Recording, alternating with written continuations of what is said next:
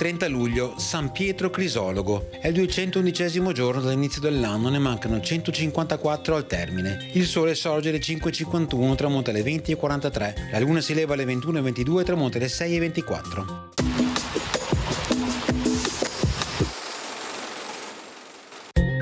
Il Maggior Consiglio decreta la distruzione di tutti i documenti d'accusa letti contro il doge Lorenzo Celsi, dopo che questi era deceduto il 18 luglio precedente. Viene decretato altresì che il nuovo doge Marco Corner, nella sua prima adunanza del Consiglio, affermi pubblicamente essere stato il suo predecessore indegnamente calunniato dopo la sua morte di misfatti commessi contro il comune di Venezia, i quali, fatta un'inchiesta, risultarono falsi.